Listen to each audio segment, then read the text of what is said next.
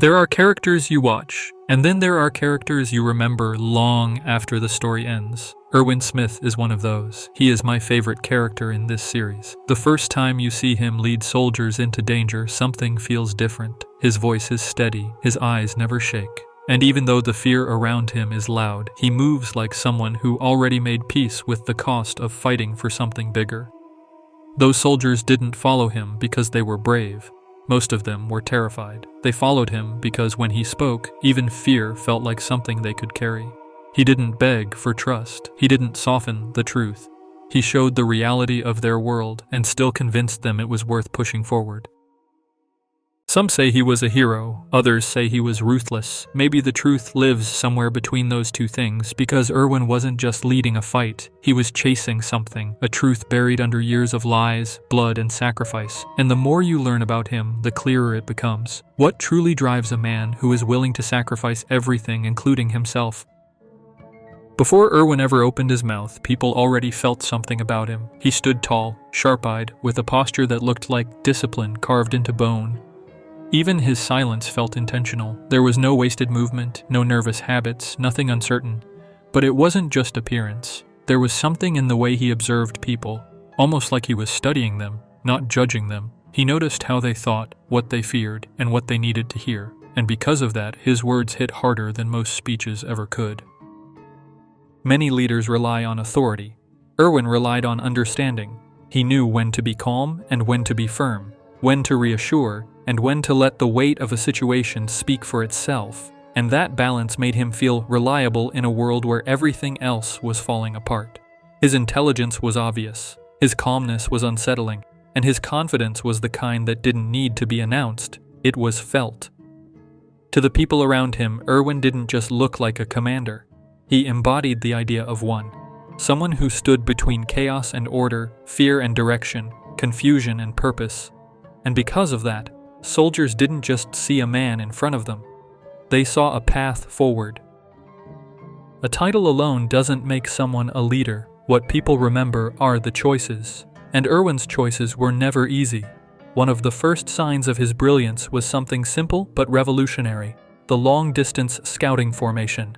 Instead of marching blindly into Titan territory like the commanders before him, Erwin created a system that allowed soldiers to predict danger, redirect safely, and communicate across massive distances. With it, the Survey Corps went farther than anyone thought possible, and fewer lives were lost. That was the first time many realized Erwin wasn't just leading humanity. He was changing the way humanity fought, but moments like that weren't what defined him. What defined him were the decisions where the price was blood. When Erwin was taken, Erwin didn't hesitate. He led the rescue operation knowing full well he could die. He didn't hide behind rank or issue the command from safety. He rode with his soldiers, blade in hand, eyes locked on the mission. And when he lost his arm, he didn't stop. He didn't even pause. He kept shouting the same order: advance. To his soldiers, that moment said more than any speech ever could. He wasn't asking them to die for the mission. He was willing to die first. And then there was Shiganshina. The final attempt to take back territory humanity had already accepted as lost. Erwin handed the Titan serum to Levi because survival wasn't about status or ego, it was logic. Levi had the highest chance of living long enough to use it. Every decision was precise, cold when necessary, human when possible. He understood strengths, he understood weaknesses, he understood that leadership wasn't about being right. It was about choosing, even when every option led to pain, and with every risk, sacrifice, and impossible command, one thing became clear. Erwin didn't just lead people, he made them believe the future was worth fighting for. The deeper you look into Erwin's decisions, the more you realize he wasn't just leading battles. He was playing a long game most people didn't even know existed. When humanity first discovered that some Titans were actually humans, Erwin didn't panic. He didn't rush to accuse anyone. Instead, he watched, he listened, and he started connecting pieces no one else was paying attention to. During Erwin's trial, he already had a plan. He knew how people would react to fear. He knew Erwin's temper would explode in front of the wrong audience. And he knew Levi could shut that fear down in seconds. The moment Levi beat Erwin in front of the council, shock replaced panic. Control replaced chaos. And just like that, the Survey Corps walked out with their most valuable asset. That wasn't luck, that was insight. Later, when 2 captured Titans were mysteriously killed, Erwin didn't accuse anyone directly. He spoke in vague, unsettling sentences to see who reacted. 君には何が見える? 敵は何だと思う? He wasn't gathering evidence. He was gathering tells. Fear, confusion, hesitation. Human reactions are harder to hide than facts.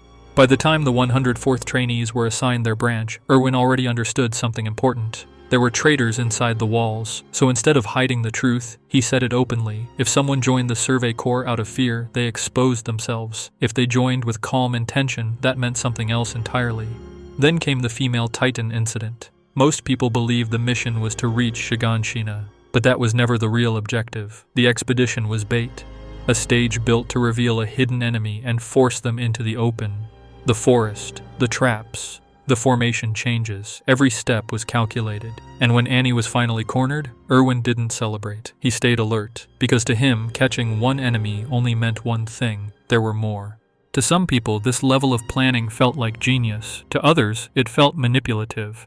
But Erwin wasn't chasing personal validation or applause. He was trying to uncover the truth buried deeper and darker, and every gamble choice pushed him closer. But the closer he got, the heavier the cost became. On the surface, everything Erwin did looked like it was for humanity.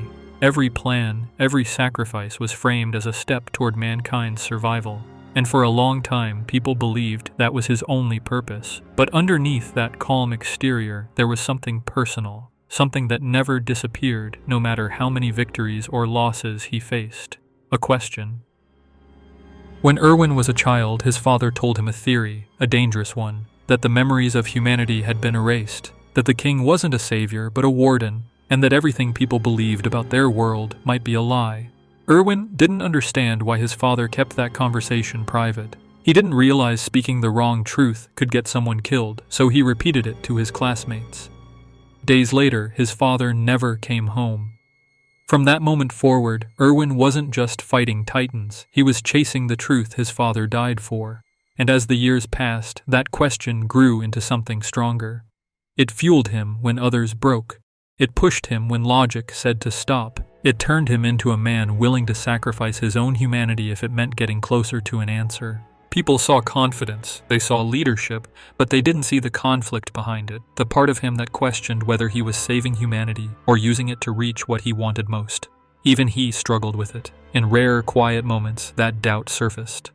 Was he guiding humanity forward, or was he dragging them with him toward his own obsession?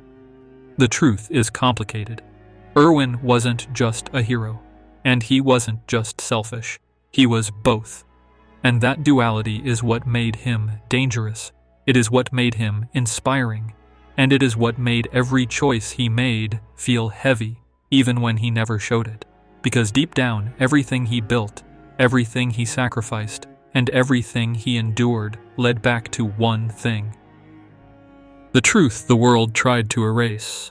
The closer Erwin came to uncovering the truth, the more the weight of his choices began to show, not physically, not in his voice or his posture, but in the silence between his decisions. There is a moment before the final battle to retake Wal Maria where everything shifts. Erwin, the man who always looked forward, finally looks inward. He remembers the soldiers who died following him, the lives he gambled, the promises he broke. The dream that started as curiosity now felt like a burden made from the bodies of the people who trusted him. For the first time, he questioned himself not as a commander, but as a person. Had he truly been fighting for humanity, or had everyone been marching toward his childhood question? That thought stayed with him. It lingered. And in that moment, Erwin understood something painful. If he continued chasing his dream, more people would die for it. More soldiers with hopes, fears, families, and futures would disappear into the ground while he kept moving forward. That realization didn't make him weaker. It made him clearer. Because during the final charge against the Beast Titan, Erwin did something he had never done before. He let go of his dream, the basement, the truth, the answer his father died for. The one thing he chased his entire life. He stepped onto the front lines, surrounded by terrified recruits, and chose to die with them instead of watching them die for him. The world saw a commander leading a suicide charge, but in reality it was a man finally setting down the weight he had carried since childhood. For the first time, his strategy included himself as a sacrifice. This was surrender for him. When the smoke settled and the bodies stopped moving, Erwin was still alive, barely. His body was broken and his breath was weak, but fate hadn't finished with him yet. This dumbass flock carried him back behind the walls, and suddenly, the impossible question appeared. If they used the Titan's serum on him, he would live. He would become a Titan, defeat another shifter, and return as humanity's greatest mind once again. To many, the answer felt obvious. Humanity needed Erwin, his plans, his leadership, his resolve. But Levi saw something the others didn't. Erwin wasn't just wounded. He was exhausted, not physically, but emotionally. The weight he carried for years finally caught up to him, and for the first time, he didn't look like a commander. He looked like a man who wanted to rest. Everyone argued. Voices were raised. Logic and emotion collided. Armin or Erwin, a new dream or an unfinished one, a future driven by curiosity or a future driven by clarity. And while the world around them spiraled into desperation, Levi made the final choice. He let his friend go. It wasn't a strategic decision. It wasn't about winning the war or preserving a mind too valuable to lose. It was a moment of humanity in a story built on sacrifice. Erwin didn't open his eyes. He didn't give a final speech. He didn't have to. His silence said everything. After years of pushing forward, after countless sacrifices, and after giving everything he had to a mission that demanded more than any one person should carry, Erwin Smith finally stopped. Not in defeat, but in peace. Looking back at everything he did, it becomes clear why Erwin Smith stands out among every character in Attack on Titan. He wasn't perfect. He wasn't always kind. He made decisions that felt cruel, and he chased a truth that cost more lives than anyone should ever carry. But without him, humanity would have remained blind, trapped, hopeless. Erwin proved that leadership isn't about being right all the time. It isn't about saving everyone. Sometimes leadership is choosing a path when every option ends in loss. It is accepting responsibility when no one else can. It is walking forward even when doubt follows you every step of the way. Erwin wasn't a symbol of heroism. He was a reminder of what ambition, conviction, and sacrifice can create and destroy at the same time. Some people will always call him a hero. Some will call him a monster. But maybe the truth is simpler. He was human. And in a story filled with kings, titans, and ideals larger than life, being human might be the most powerful thing he ever was. Erwin Smith is the greatest character in this series. What do you guys think? Share your thoughts below. And if you want more deep dives like this, make sure to like the video, subscribe, and hit the bell. Thank you for watching. Seriously.